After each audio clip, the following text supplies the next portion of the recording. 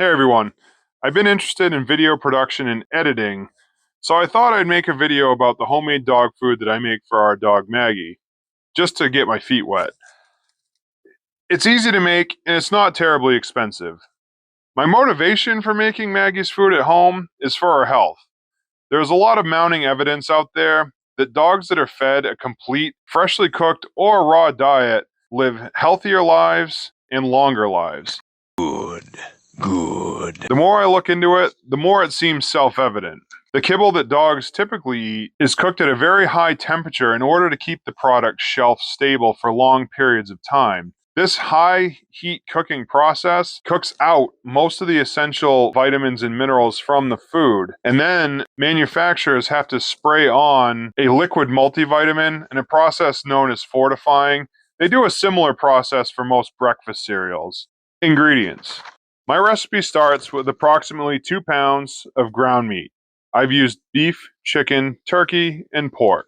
These different meats are all going to have slightly different vitamin profiles, and they also typically come with varying degrees of fat. Hey, don't call me fat! Next up is organs. These are vital for getting complete nutrition into your dog. I like to use a pound of chicken hearts with the gizzards when I can find them at IGA. Hearts and gizzards are a great source of B vitamins, vitamin B12, zinc, and CoQ10, which is key for heart health, niacin. I also like to add about a quarter pound of beef liver. Chicken liver is great too. We have plenty of beef liver left over from our half cow that we bought from West Gardner Beef last year. Liver is a very important component of this diet. It's very nutrient dense, but you can overdo it. There are certain vitamins in liver that are fat soluble, and overconsumption of them can lead to hypervitaminosis. Beef liver provides a lot of the same nutrients as the hearts and gizzards, plus copper, folate, selenium, vitamins A. Animal sources are much better for vitamin A than, say, carrots. Carrots actually produce a different compound that your body converts to vitamin A to varying degrees of success. I shoot from the liver content of the meals to be about 5 to 10% of all the meat that I use. If you think about it, if a dog were in the wild hunting for small game, he would eat the whole contents of the rat or the rabbit that he catches, but think about the size of the livers in those animals. So with liver, a little dab will do you,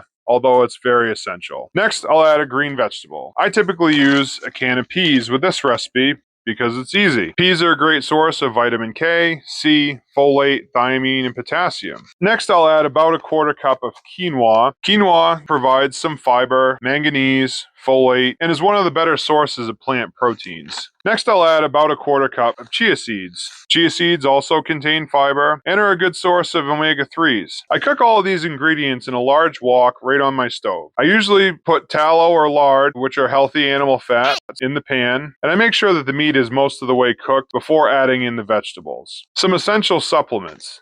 A lot of vets are still wary about homemade diets, and the reason I think is because a lot of pet owners tend to forget a few key elements. One of these is calcium. I add about a teaspoon of seaweed calcium to each meal or serving.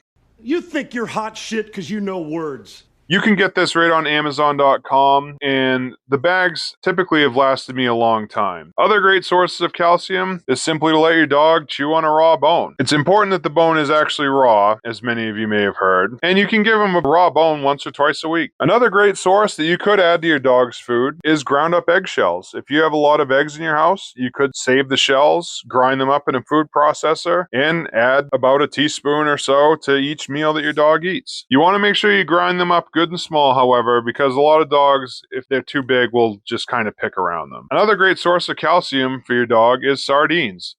Sardine? Especially ones with the bones in them. Sardines we could cover as a supplemental food in and of itself. They're a great source of omega-3, iodine as they're a seafood, calcium, as mentioned before, as well as magnesium, and a great source of protein. Another key component that is typically missing from not only our pet's diet, but from people's, is iodine. Iodine is essential for thyroid function and hormone production. Most produce that's not grown near the coast is grown in iodine-depleted soil and therefore is depleted in iodine itself. The best dietary sources of iodine come from seafoods.